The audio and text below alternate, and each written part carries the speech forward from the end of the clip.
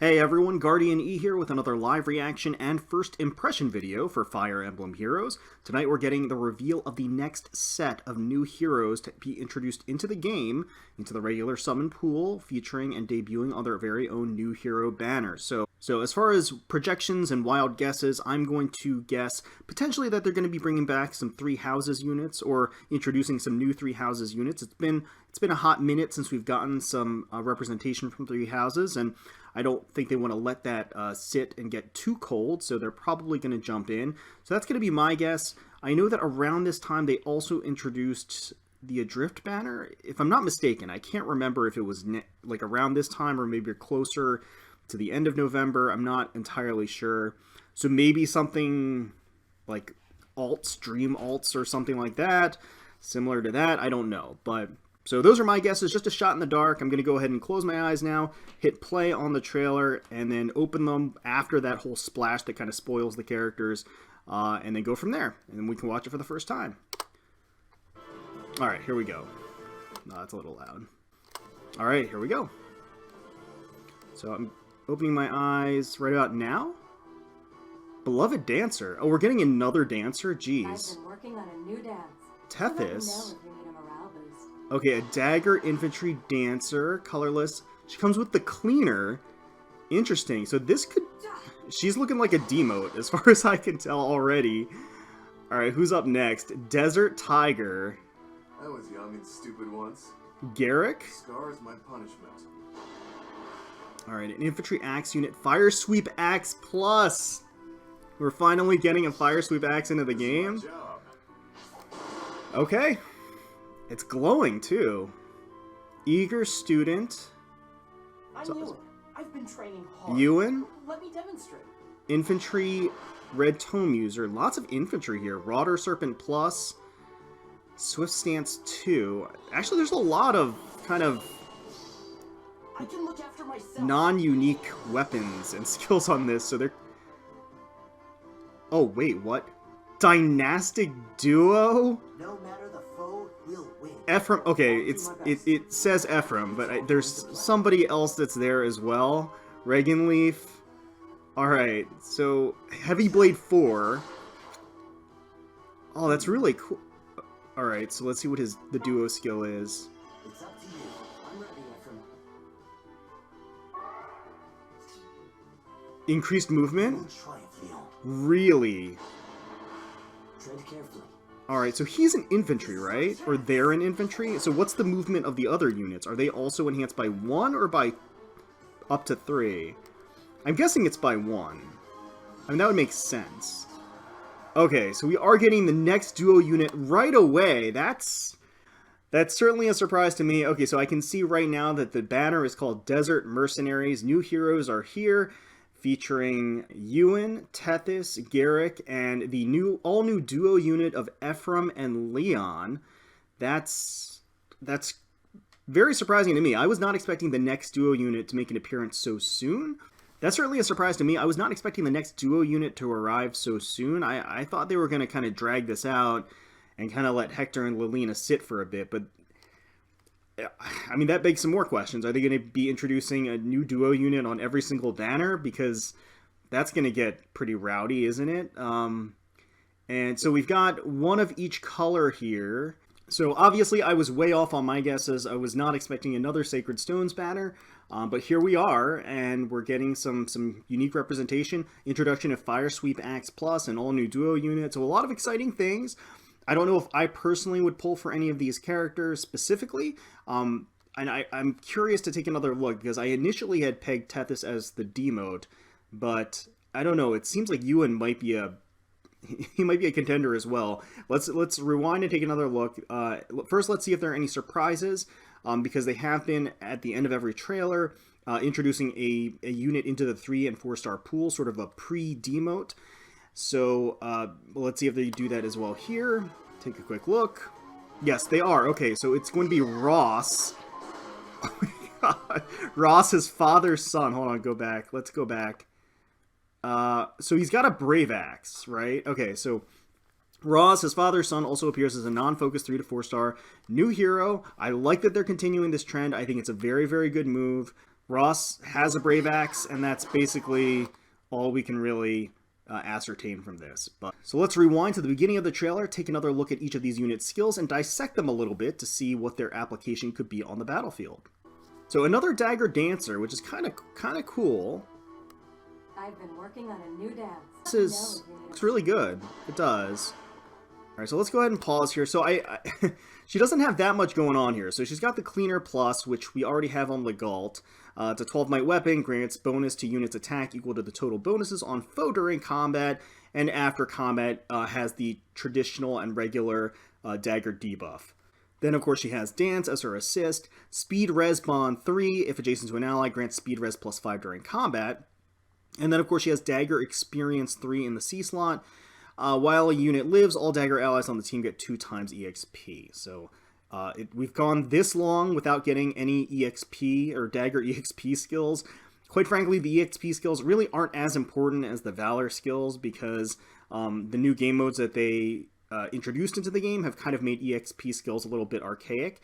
And there is an EXP cap per action. So like per kill, you can only get so much EXP. So again, it kind of renders a lot of these skills, like the EXP skills, just not really all that valuable, a little archaic in nature. Would have been seen more use in the early game, but right now they're not really quite as valuable. I will say it's kind of interesting because Dagger EXP is one of those skills that you would have expected us to get years ago, basically. And we're only just getting it now, which I think I mentioned this on one of the earlier reaction videos, maybe last month or so. And I can't remember with which group of units it was, but basically they introduced another Valor skill or an EXP skill, and I was like, really? We hadn't gotten that yet? And maybe it was like Staff EXP or something. But basically, it feels like they're using these new heroes, or these new hero groups to kind of just round out the rest of the skills that they had kind of like forgotten about from way back when, and just kind of tack them on. It feels a little bit like that. But really, Tethys doesn't have too much to be impressed with here. She's a dancer, so she's definitely going to be useful in that respect. But other than that, all of her skills, Dagger EXP is just really not all that useful. Speed Res Bond 3 in the A slot, a little bit more niche. You're not going to have that on, it's not widely applicable. You'll use it on specific characters that are going to be outspeeding and tanking, like certain tanks that are going to be using maybe Special Fighter or something like that. Maybe they could use that in the A slot, but in most cases, you're not going to really have too much use for Speed Res Bond 3, I feel. And again, the Cleaner is just widely available right now. So Tethys remains a high candidate for a demote. Let's keep going.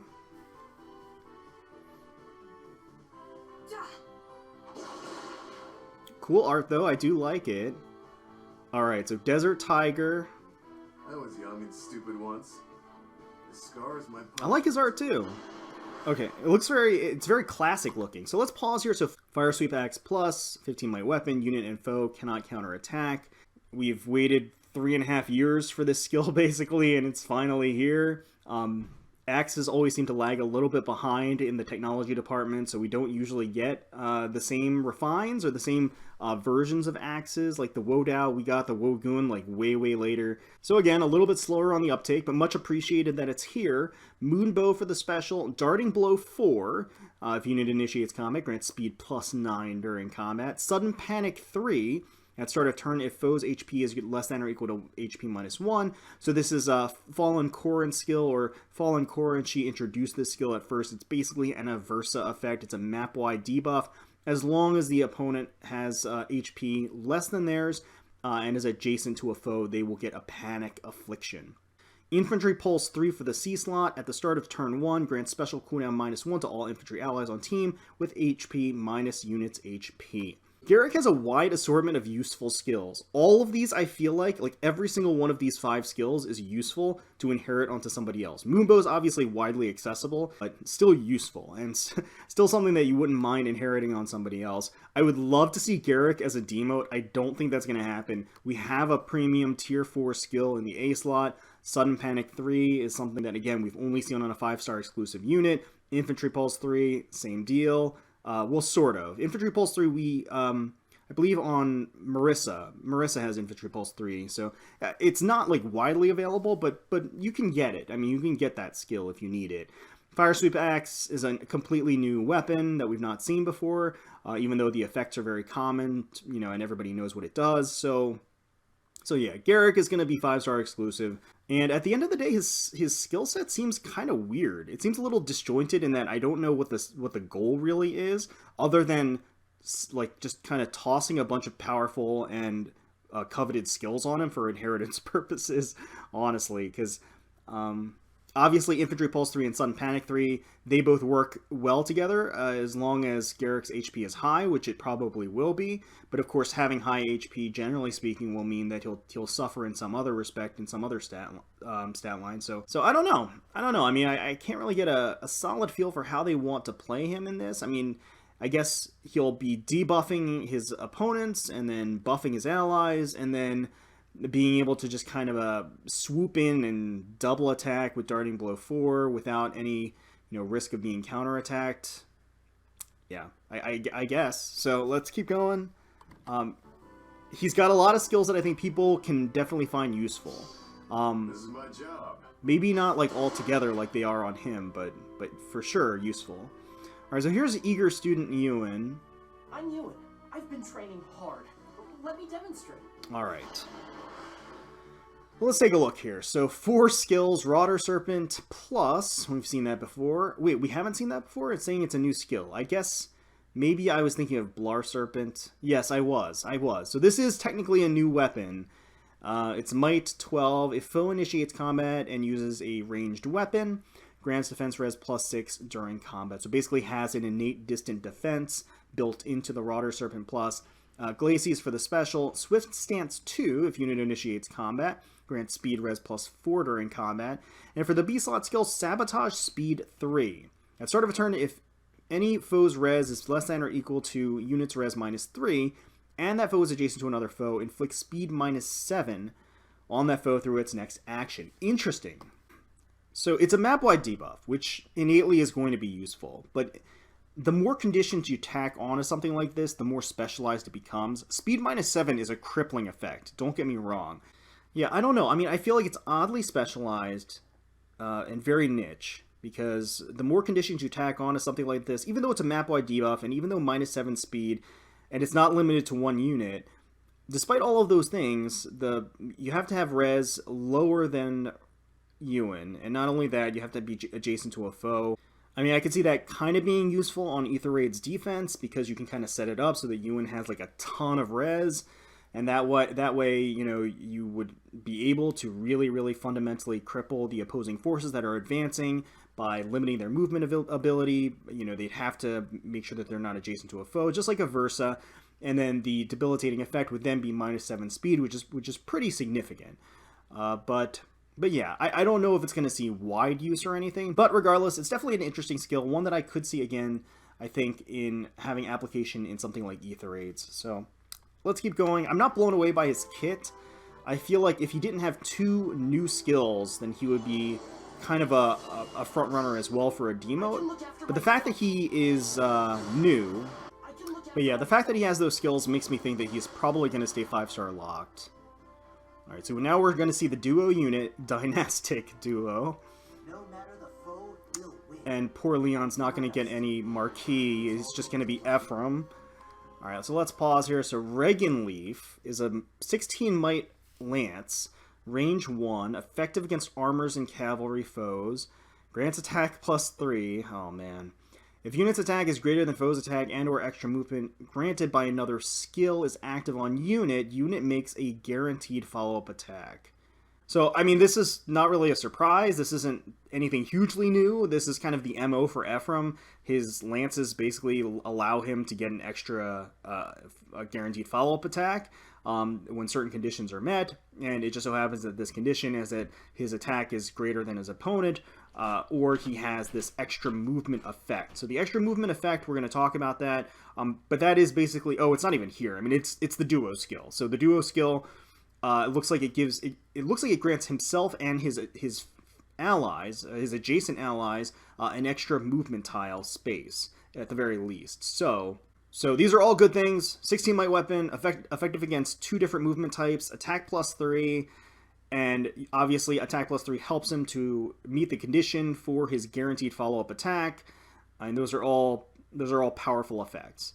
A Draconic Aura for the special. Heavy Blade 4, if unit's attack is greater than foe's attack, which again is a condition of Reagan Leaf as well, so presumably he's going to have a monstrous attack stat, like most Ephraims tend to have pretty high attack stats. If he does have a monstrous attack stat, then he will meet the condition for both Reagan Leaf, why am I having trouble with that? Reagan Leaf and Heavy Blade 4. Grants special cooldown charge +1 and deals +5 damage to foe per unit's attack. So you'll get 5 true damage tacked onto that, in addition to a special cooldown charge +1.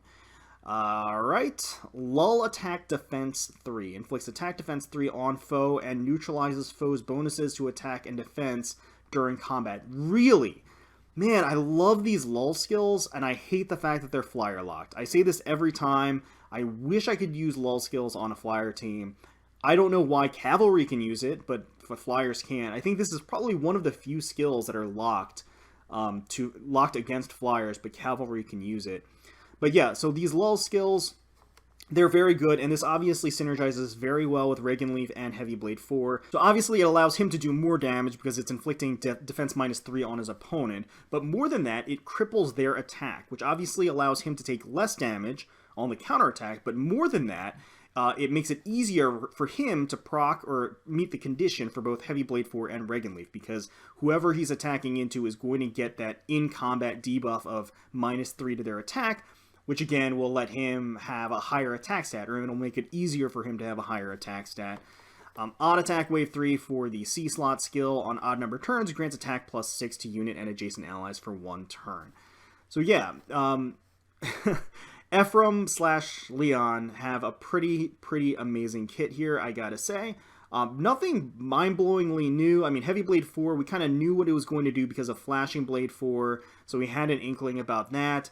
Reagan Leaf, you know, it does kind of what we expect an Ephraim weapon to do, with the exception of the fact that it's also armor and cavalry effective. It does effective damage against armored and cavalry foes. I think what impresses me the most is that the skills line up to be very synergistic with each other.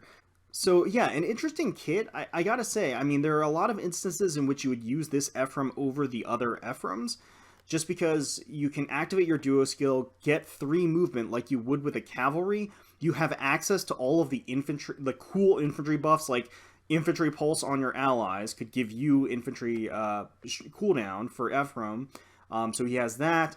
You know, technically there's Lull Attack Defense 3, but he could also use something like Special Spiral or something like that. I mean, basically he has access to a whole plethora of different infantry locked skills, being an infantry unit, but still then getting 3 movement with his duo skill, which is pretty ridiculous, which isn't even, again, a factor on this screen because it's not even mentioned. But yeah, his duo skill does allow him to do that. You could even do something similar to the legendary Ephraim thing on this unit, except you have, again, more flexibility because you have access to infantry locked skills. But the whole thing where you kind of you run into an Ether Raid defense, you attack, you do the follow-up attack, Heavy Blade procs, you can have Gale Force as your special, Wings of Mercy in the B slot, you take some damage, and then you just retreat to safety after safely attacking the enemy forces. So, you know, there's a lot of utility that's built into this, depending on the route that you want to go, and all of them are pretty strong options. So yeah, I'm actually pretty impressed with this duo unit, and the duo skill itself is a lot stronger than Hector and Lilina's, in my opinion. Anytime you're granting additional movement like that, it's a powerful thing. So yeah, Ephraim and Lyon are looking pretty good, I gotta say. So let's keep going. I like that. I do like how they're kind of posed as they dash in there. So actually, let's take another look, because I didn't see if Tana also got that additional movement here. Wait, so it's just... We will try, Theo. Wait, so it's... Oh, okay, cavalry... Wait, hold on, wait. Go back. Alright, so it's a little unclear here based upon the configuration. But if we watch here, they use the duo skill, and then it immediately casts a buff to adjacent allies and himself, right? However, of course, as you can see, Erica does not get that buff. So Erica doesn't get the buff despite being adjacent to Ephraim, and presumably that means because she's cavalry, and cavalry can't get 4 movement, which, thank God, cavalry can't get 4 movement. But also Tana is not getting the buff. So I don't know if Tana is not getting the buff because, one, she's not adjacent to Ephraim, or if it's two, because she's a flyer. I don't know why they would lock it to flyers or lock it away from flyers, considering that Legendary Azura can get 3 movement on a flyer, considering that Tabarn and other beast flyers can innately get that when they transform. But regardless, I'm assuming it's because Tana is not adjacent to them. So maybe the duo effect only affects adjacent allies. That would make sense to me. And then it's locked against cavalry. So that all makes... that's my guess. Of course, we'll find out very shortly that, whether or not that's true. But that's how it looks like to me based upon this map configuration. So we'll see him dash up forward, take advantage of that defense tile. This is our chance. Yeah, and take out Levitain. So yeah, some impressive stuff. I mean, really the impressive stuff is kind of all tacked on to Ephraim and Lyon, to be completely honest. Anything new here? No, there's just hell back there. So it looks like we are going to get the final conclusion of the story arc, which I'm actually very excited for. At least I think. This is probably going to be the conclusion of Book 3.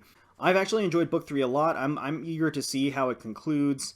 And it looks like, at least, that this story segment is going to be accompanying the Desert Mercenaries.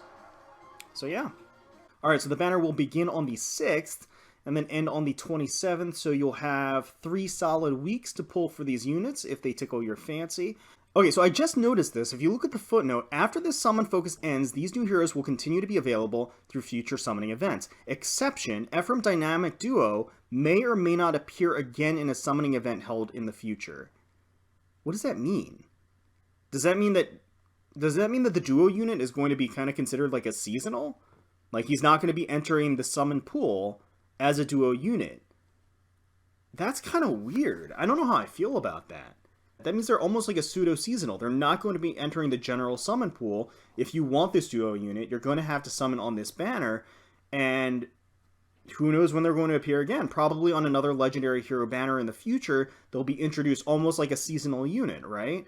But it seems like they are the exception. They are not going to be entering the general summon pool. So bear that in mind. If Ephraim and Lyon are a target for you, and you have dreams about pulling them off focus, it looks like that might not happen. So just bear that in mind. If they are a big target for you, your priorities may need to change around a little bit, and you may need to summon a little bit harder on this banner than you originally anticipated.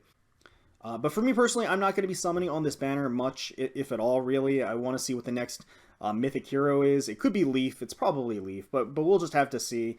And I also want to see what other banners they have in store for the rest of the month, and then of course following into December with the seasonals. So there's a lot of cool stuff on the horizon that I want to save my orbs for. And don't get me wrong, Ephraim and Lyon look really cool, and the other units look pretty cool too. And I certainly wouldn't mind getting that Fire Axe Plus, but at least for the time being, I think I'm just going to stick to orb saving mode. So let me know in the comments below if you're excited for this banner, if you're going to be pulling for the duo unit or any of the other units on this banner. Hopefully you enjoyed the video, and if you did, please feel free to leave us a like, comment, and subscribe to the channel for more Fire Emblem Heroes content. We thank you all so much for watching and taking some time out of your day to spend with us. We really, really do appreciate it. And until next time, let's protect those skies.